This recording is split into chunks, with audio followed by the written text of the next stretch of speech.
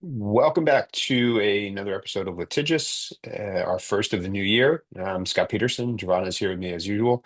Uh, as a reminder, Litigious is brought to you by Durazio Peterson, PC, a plaintiff side employment and personal injury law firm. If you have questions about any of that, feel free to reach out to us at our website, duraziopeterson.com, or on our Instagram at Durazio Peterson. If you have questions for the podcast, please feel free to go to our Instagram handle at Litigious Podcast.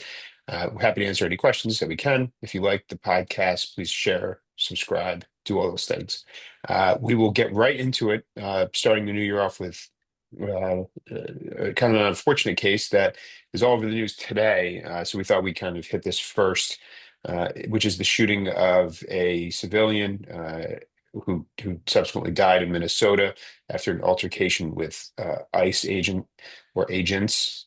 So if you've been living under a rock the last 24 hours, as of the recording of this podcast, there's been some ICE activity in Minneapolis, Minnesota, and there was a protest. A driver in a vehicle was being, I would guess, sort of stopped by ICE agents. She attempted to pull away. One of the agents who was standing near the front of the vehicle pulled out a gun, shot two shots into the driver's side window. She crashed the car and she died. She was 37 years old. There's been a lot of back and forth on social media and by all the news sites about whether the shooting was justified or whether it was a reckless act by the police or by the ICE agent, excuse me. I, we were talking about this earlier today, and someone we know made a post about it and described how folks view this as a bit of a Rorschach test.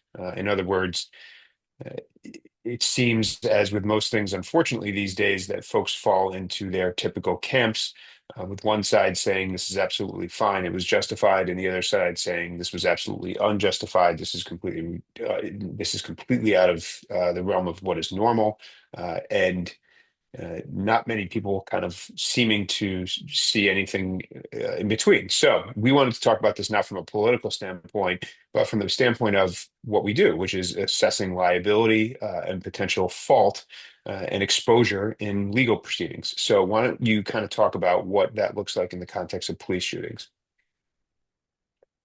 So, obviously, I think sort of common sense tells us, but the law tells us that police officers can use deadly force, but they have to, it depends upon the circumstances of the situation, and there typically has to be an imminent threat of harm to the officer or other people before they do that. And I looked on the Department of Justice website. I think we've kind of seen like a lot of things sort of disappearing here and there off of the government websites in the last year or so. So I saved it because it does kind of list out how you're supposed to appropriately react in a situation like this. And this will tie into the issue of qualified immunity that people may be familiar with, which is something that protects individual officers from liability when they're kind of acting in the course of their employment. And there's certain standards that have to be met by a plaintiff to get around qualified immunity. And I guess I'll just say what that is at this point. There's like a pretty recent Supreme Court case on this, but basically, in order to get around qualified immunity, the officer has to have violated a clearly established law. And that is often not as easy of like a question as, you think it may be. Um, so like we've actually briefed this issue in other cases where the question is, one, is there a constitutional violation? And two, would it be clear to a reasonable officer that his conduct was unlawful in the situation that they confronted? So there's going to be like a lot of question in this specific situation, especially of what was the situation that this officer was confronting, because the question is going to be, I think there's going to be multiple questions. One of them is going to be like, was this car driving towards him? was this car driving towards him? If that answer is yes, which there's already like a dispute on the internet of like everybody suddenly this morning woke up as like an accident reconstructionist. So it's like, was this car going towards him in the first place? Assuming the car was going towards him in the first place, was the car going towards him in a manner that led a reasonable person under the circumstances would have said, this person is trying to run me over? Or would a reasonable person under the circumstances, and I would add a footnote to this, who has been like appropriately trained, because I think there's going to be a question about that too, would have perceived this person as running me over? Would they have perceived this person as trying to like execute some sort of 3-point turn and, get out of the situation or whatever, which is what I think some people are saying they think is what was actually going on here. Um, so, you know, there's like the recent Supreme Court case is about shooting unqualified immunity is about shooting into a fleeing vehicle, where there's like a actual criminal in the vehicle who has like been acting recklessly themselves and they are fleeing in their vehicle and their fleeing is potentially going to put other people in danger. That's like where a lot of like the officer shooting into a car cases come up. And they kind of go both ways. Like in this Supreme Court case, they found that the officer was entitled to qualified immunity under those circumstances because the person in the car was like had potentially already shot at someone. I also think the officer in that situation was not actually trying to kill the person driving. They were trying to like shoot the tires out of the car. So, every situation is a little bit different, but the Department of Justice website, on their use of force policy. Um, and I think this is an important point from some of the discourse that I've seen on the internet today, which is the first sentence of this policy is it is a policy of the Department of Justice to value and preserve human life. So I saw a lot of people listing out like 20 different like misdemeanors that this driver who was killed may have committed in the course of this, but like you don't get the death penalty in this country for committing a misdemeanor. So, and again, like this hasn't all shaken out yet, but like that's, I think you have to kind of go into this, I think, from that perspective of like, the idea is not to like kill people just because they are doing what we don't want them to do. And this whole policy is kind of comes from that lens. So, your use of deadly force. Okay, here's number one. This is relevant here. Deadly force may not be used solely to prevent the escape of a fleeing suspect. Now, we don't even know if this person was a suspect or fleeing or if they were trying to arrest her or anything like that. Firearms can't be discharged solely to disable moving vehicles. Okay, we don't know. Is that what he was supposed to do? The only time you can, so it says specifically, firearms may not be discharged at a moving vehicle unless one, a person in the vehicle is threatening the officer or another person with deadly force by means other than the vehicle, or two, and this is, potentially where they may go with this, is the vehicle is operated in a manner that threatens to cause death or serious physical injury to the officer or others, and no other objectively reasonable means of defense appear to exist, including moving out of the path of the vehicle. Yeah, and I So, think I mean, this that's is like pretty not totally unheard of situation, obviously, since they have addressed that on like the first page of their policy. yeah, and I don't I'm sure I'm sure there's in a normal circumstance, I would guarantee that police have and federal and state level have get training on this kind of thing as to how to avoid these kinds of injuries because you obviously don't want somebody getting hurt. I'm not suggesting that her driving in that manner was necessarily okay. And the question is ultimately going to be though, did he have uh, any other reasonable means to get out of the way? There's these two videos circulating. I watched the first video and I thought to myself, he was clearly out of the way when he pulled out his gun. I watched the second video and I thought maybe it's not quite as clear. I'm not and I don't claim to be an expert in evasive maneuvering or objectively reasonable means of defense.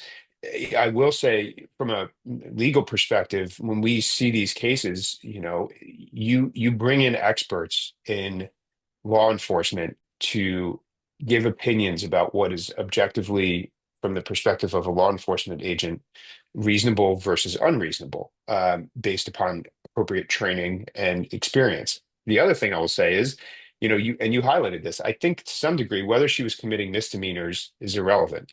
And I don't think that really impacts the assessment of whether this officer acted in a way that entitles him to immunity or not, or the government to immunity. Um, the other point that I heard Kristi Noem say when she was giving her press conference was that he had previously apparently been dragged underneath a car in one of these situations, like this year. Who Um, this particular same yeah, officer? yeah. So if that is in fact the case, that then begs a question of, well, I would imagine if you found yourself having been dragged under a car, the next time around you would be a lot quicker to pull a gun and try to cut it off. That does that mean that that is objectively reasonable? I don't know. You Yeah, I question mean, whether somebody should be in this situation if that's the case, but right. there's a lot of things sort of floating out there. I think this is a very classic example of like you have to let cooler heads prevail, let the investigation play out, and if there is potential liability, then there is. No one has heard anything from the officer, as far as I know. Obviously, there's video, but this is not, I view the video one way, you probably view it one way, people view it the other way. This is not you know, he wasn't standing in front of the car when it happened. He wasn't standing 10 feet away from the car. There's some nuance to it that I think requires, probably more investigation and some expert opinions on it. That's how I see it. Yeah, and I think it's also just important to kind of keep in mind like that law enforcement are, I mean, like inherently they exist to deal with people who are doing something wrong, right? Yeah. So their training and the law is through the lens of I'm dealing with someone who is doing something wrong, and I am still supposed to emerge from this situation without anybody dying, either myself or the suspect or the bystanders, right? So in this situation, I mean, there is a crowd of people around. And this guy takes out his gun and fires like 3 rounds. Like, it's not a lot of these cases talk about, like, in terms of the reasonableness of your actions, like, what if you had hit one of the bystanders? What if you had hit one of your other officers? So, like, there's a lot that kind of goes into, like, was it reasonable for you to take out your gun and shoot like 3 rounds into this car under these particular circumstances? And I don't know. I mean, there's a lot of we're not going to get into like the politics of like what are the things that then led us to this moment and like should that have happened and how could that have been avoided? Um, but certainly this escalated to a point where you know, I don't think anybody thinks that it's okay that this happened. I mean, the only thing I'm going to say from that is, I guess, political, but I would apply it probably to anyone who's in a position of leadership, is that we have like elected officials at the moment who are the people in charge of this who throw like fuel onto the fire. So we don't have, at this moment in time, like a president who's going to come out and say, this is tragic, we are going to look at this and we are going to figure out what happened. If it was self-defense, it was self-defense. If it was something different, we're going to figure it out. Instead, we have like a president and Kristi Noem coming out calling this woman a domestic terrorist. And I mean, to be fair, if you want to say on the flip side, other people came out and called this person a cold-blooded murderer, then I guess that's the same, I'm willing to acknowledge that hyperbole might be the same thing. That being said, we have like the top, like this is from the top, is like the hyperbole is coming from the top without like a full. I mean, they described this guy as like being so injured he had to go to the hospital. I don't know if that's true or not, but in the video, like he's standing up, like walking down the street after. So, I just, that's like an issue that we've talked about multiple times before with social media. Just everybody has to do kind of like a knee-jerk, extreme reaction. But, ultimately, like the civil justice system steps in these types of situations to get to the truth. If this had happened in New York State, I think like our attorney general and governor are a little bit more likely to look at maybe what the something that law enforcement did, maybe with like a critical eye, and say like we're going to figure this out, even if ultimately they're exonerated by it. I don't see somebody looking from the federal level at ICE with like a critical eye in this situation, given what the knee-jerk reaction was. So I think what you're going to have is this woman's family is going to have to pursue, some sort of civil liability and try to get, to the truth or, of what happened. And I did do like just a quick look into whether or not the state is able to bring criminal charges against a federal officer, and they can, under certain circumstances, of course. So, there's different ways to try to figure out what happened here and to hold people accountable if they did something wrong. And if they didn't do anything wrong, they didn't do anything wrong. Yeah, well, that's exactly it. So, but we'll move on from this. I think lowering the pulse across the board is probably for the best. But if history tells us anything, it's that social media does not reward people who lower the pulse. It rewards people who inflame tensions. And so, it would not surprise me at all if the tensions continue to escalate. Moving on to something similar. Um, Big article, kind of all over the news the last couple of days, relating to Austin P University in Tennessee, which has agreed to pay $500,000 and to reinstate a tenured professor whom it fired for comments that he made following the assassination shooting of Charlie Kirk. And we talked about this back when this happened. There was a significant amount of backlash online against many people who made comments, many of which I will fully agree were distasteful about Charlie Kirk's murder.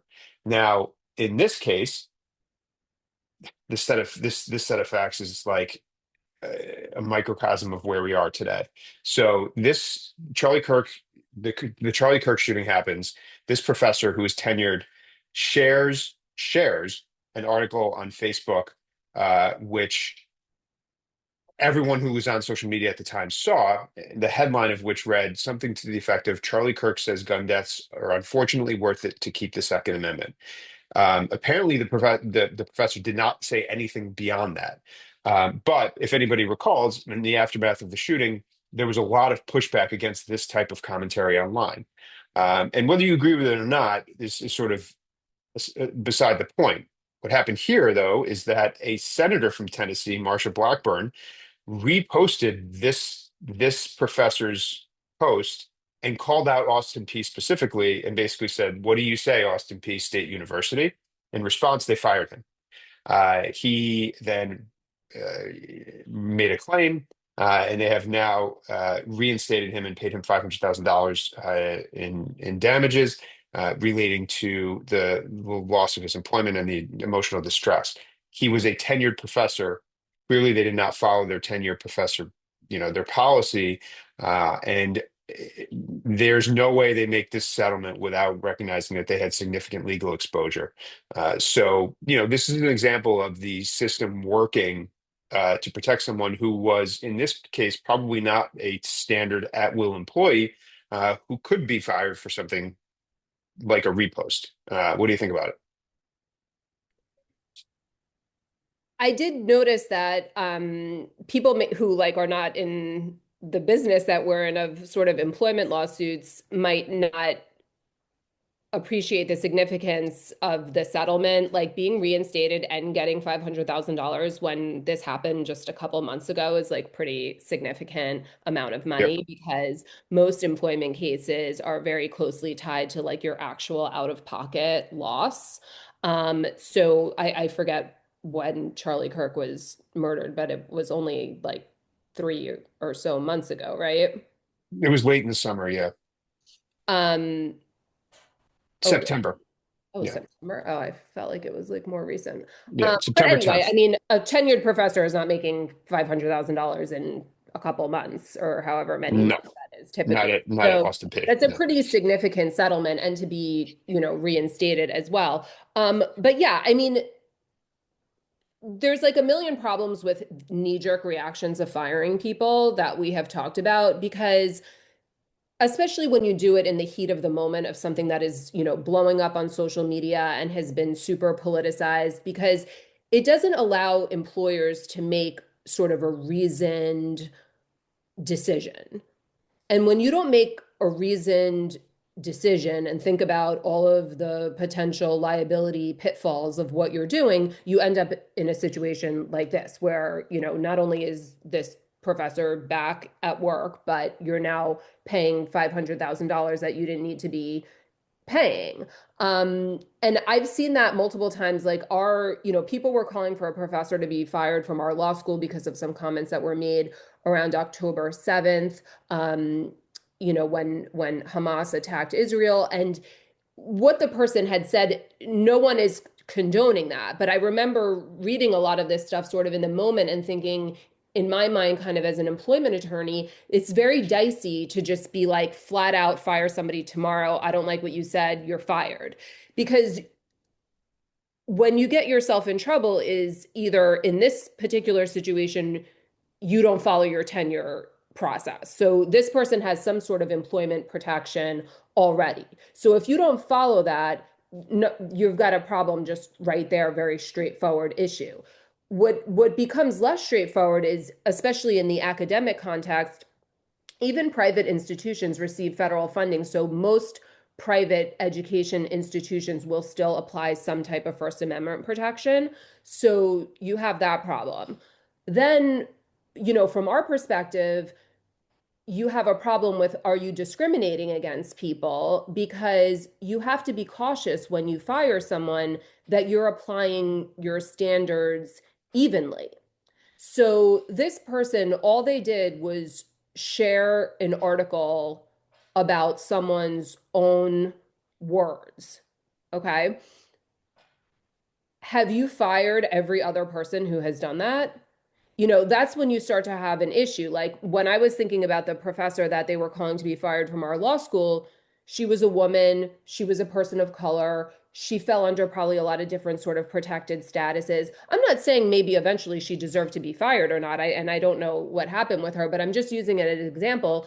If you were going to fire that person without giving it thought, you're going to have a problem because I suspect that there have been, maybe male or maybe white or maybe this or maybe that, people who have said something offensive who have not been fired. So you have to be sort of cognizant of that because, that's how you kind of get yourself in trouble as an employer. And just, the last thing that I notice about this in terms of what is she, a senator? Yep. I mean, I feel like this was a little bit of like an unprecedented situation where you had all these elected officials kind of going after just like regular people trying to get them fired from their jobs. I like that just sat very poorly with me, regardless of whether I thought that the person was, exercised poor judgment in what they said or said something hard. I mean, some people did say horrible things, like said something horrible or just, exercise poor judgment or whatever. But it still did not sit right with me that you have elected officials going after regular old people trying to get them fired, especially because these standards are not applied evenly across the board. We have the same people saying horrible things about other people who died, and that, we're supposed to ignore that. So there is a federal statute that prohibits elected officials from interfering with someone else's employment for political reasons. I don't know if that falls, it's very narrow. So I'm sure that there's ways to kind of say like, well, that's not what I did, oh, me sharing this on X or whatever is not the same as me picking up the phone and calling up the, dean or the president of this college and ordering this man to be fired. But I feel like it's not cool to do that. I mean, it troubles me that that's like where we're at. Yeah, I it because there was this was happening a lot around the time of the shooting, and I think you're exactly right. There's it is not smart for politicians to be weighing in on this, and nor is it smart for, frankly, probably less so for employers to capitulate or give into that kind of pressure out of the gate in a knee-jerk reaction, like you said, without assessing whether they might have potential exposure. That's from a legal perspective, that's a real concern. Now, look, I remember, you know, several years back, this was happening on the other side. And, there were multiple instances of, and it wasn't politicians, but people on the far left calling and publicly exposing people on the right for comments that they were making on social media and calling for their terminations, and included professors and other people.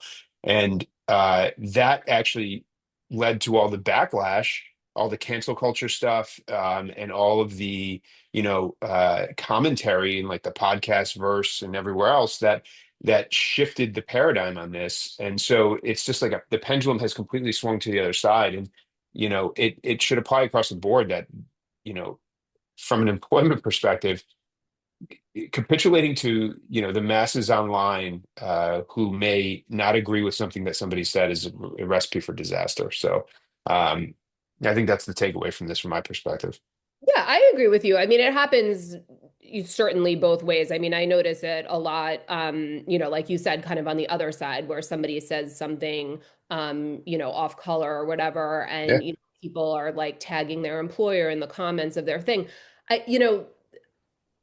It's like we go back and I think we like are constantly acknowledging of like you can get fired for any reason. If you do something stupid and say something horrible, you can get fired and it's not illegal. But that doesn't necessarily mean that we think that everybody should get fired when they say something Yeah. bad.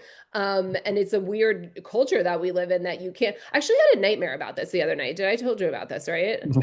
I Yeah. woke up Yeah. like 100% positive that it was real, that I had had like some sort of customer service problem with a spa in town that I have not like even been to in recent memory. And they were threatening me that they were going to expose me as like a Karen, and I was going to be on this like countdown because it was towards New Year's of like countdown of like the worst people in Saratoga or something. I was like, I Good don't know where Lord. it came from.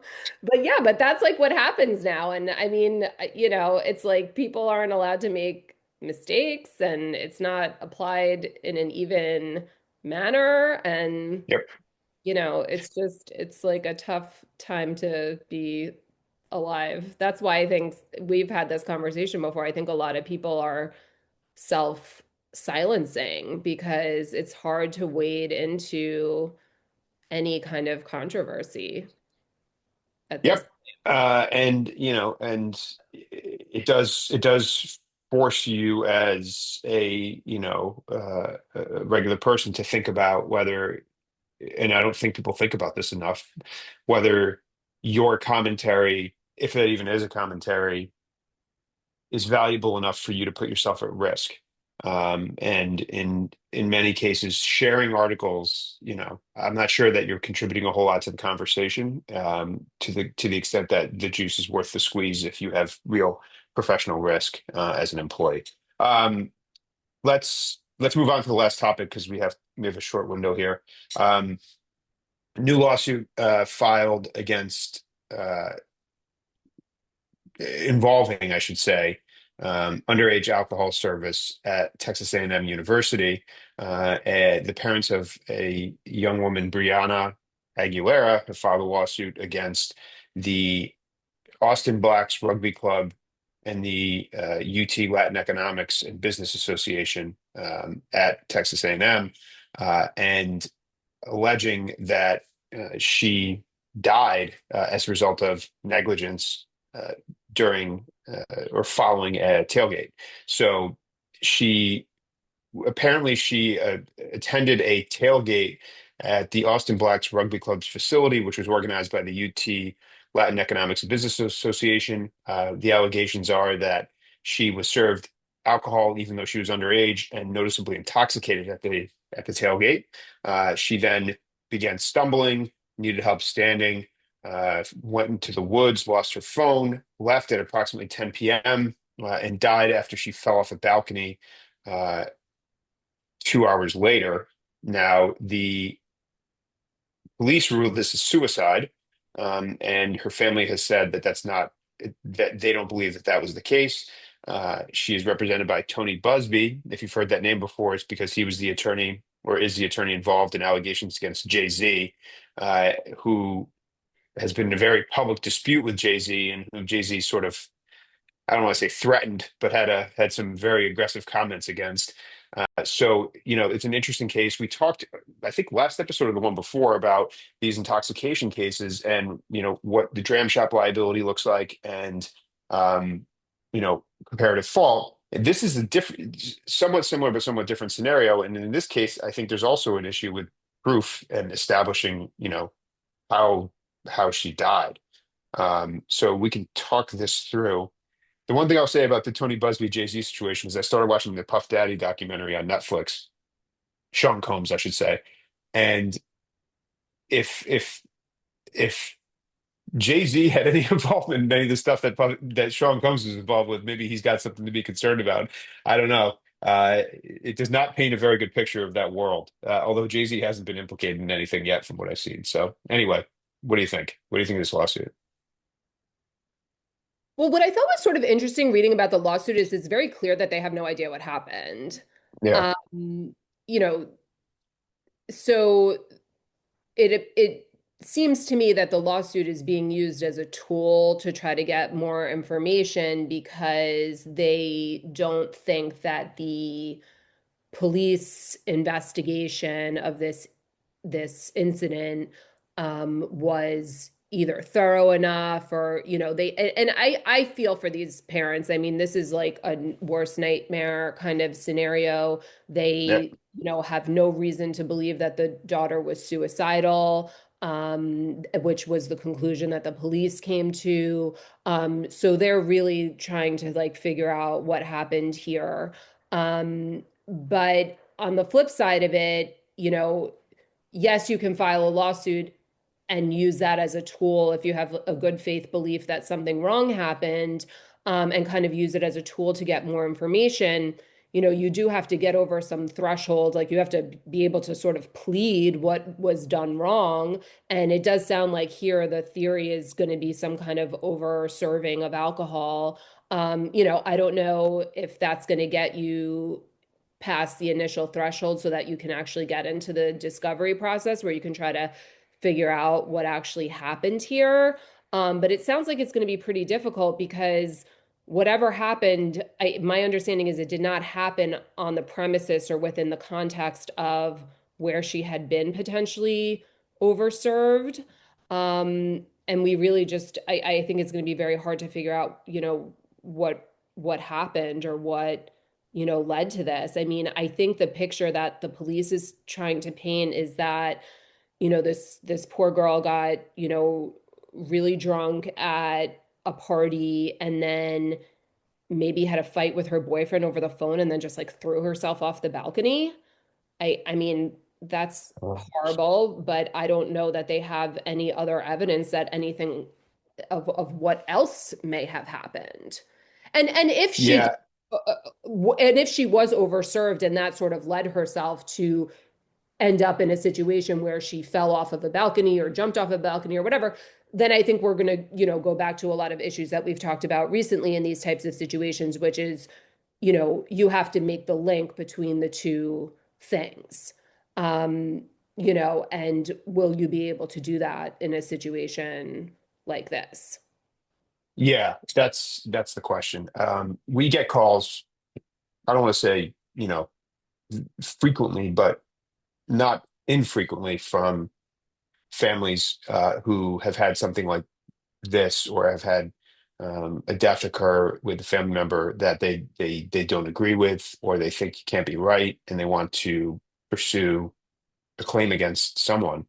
And in many of those, if not, most of those cases, you have a very serious problem with proof, and you don't you sit there's simply nothing to suggest that what they're being told isn't accurate. And sometimes those lawsuits are used, like you said, to try to get more information, to try to get more investigation. um, you know, there have been situations where these types of cases happen, and the family hires, a forensic expert, an accident reconstructionist, someone to come in and try to, establish that the cause of death was wrong and that there were other circumstances. but those are hard arguments, and they're emotionally difficult cases, and you absolutely feel for the family. This is, having kids who will be in college at some point, that this is like your worst nightmare. But I understand why they would do it. I think it's probably a challenging case. Yeah, yeah, I think we've talked about this before. Like you said, you can use lawsuits for different purposes, and if you don't feel that something is being handled appropriately from maybe like a criminal or law enforcement perspective, then you can try to use, the civil justice system as, the way to get some kind of closure. But yeah, I do think this seems like it's going to be difficult. All right. Well, not the end of the bad, sad note, but Well, I anything was going to else? say, or you have to finish? Yeah. Oh, okay, because I do have like my one, it's not really lighthearted, I guess, from his perspective, but my one like celebrity case in the news of the football player who's suing his ex-wife for talking about his manhood on a podcast. I was not aware of this. Oh, you're not? Oh, wait, hold on. I'm going to tell you. I'm going to be very quick. Okay. All right. Do you know who this guy is? Matt Khalil. No.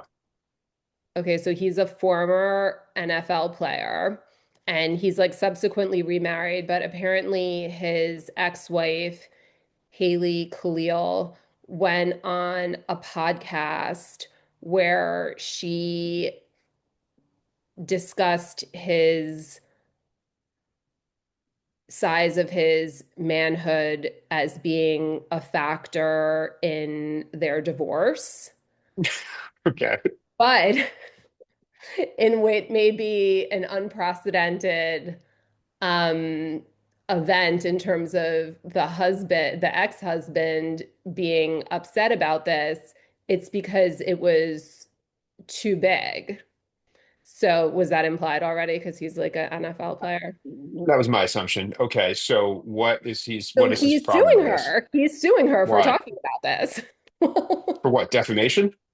Invasion of privacy, which Oh, I'm not sure what state this in. I tried to like look it up as I'm talking, but so New York doesn't, just as a little side note, New York doesn't really have invasion of privacy.